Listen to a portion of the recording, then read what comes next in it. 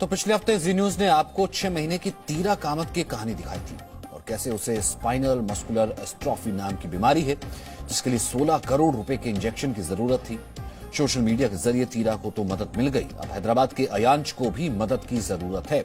2.5 साल के अयांश को भी उसी इंजेक्शन की जरूरत है।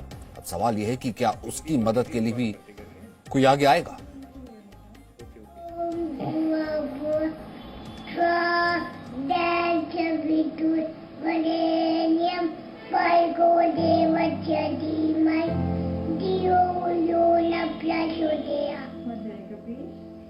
अपने पिता की गोद में बैठकर गायत्री मंत्र सुना रहा ये है अयांश गुप्ता।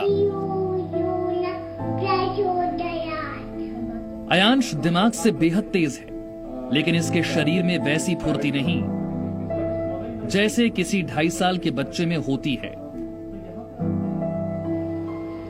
अयांश ना तो अपने से बैठ सकता है और ना ही चल सकता है, बस लेटे लेटे अपनी गर्दन, अपना हाथ पैर हिला सकता है। यहां तक कि अयांश को खाने पीने में भी दिक्कत होती है। दरअसल अयांश एक ऐसी बीमारी से जूझ रहा है जो देश में 6000 बच्चों में से किसी एक को होती है।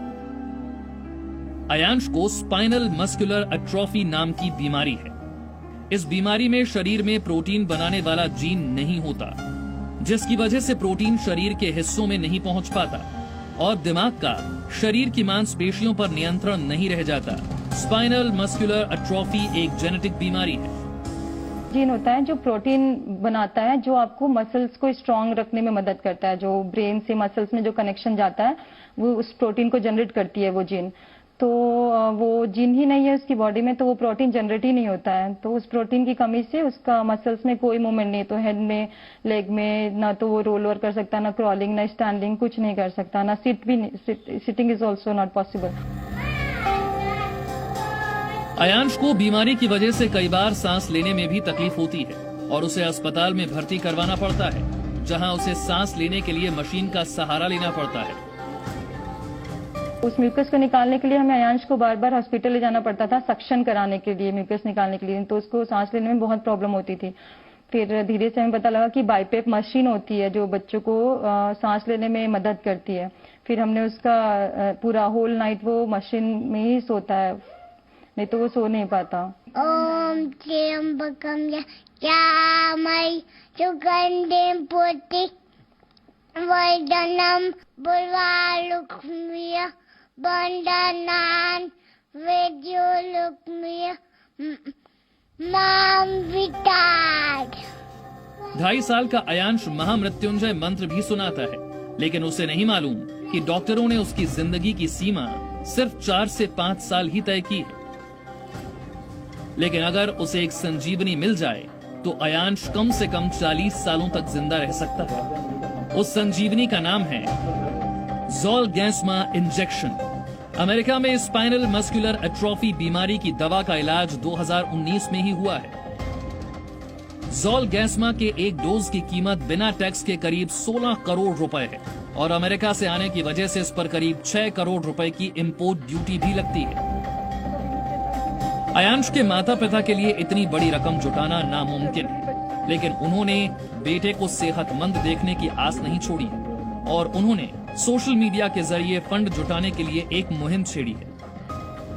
16 करोड़ की दवाई है, ये तो मतलब एक किसी भी मिडिल क्लास या अपर मिडिल क्लास के लिए ये सोचना भी मुश्किल है कि ऐसा हम कर भी सकते हैं, उसको 16 करोड़ की दवाई दिला भी सकते हैं।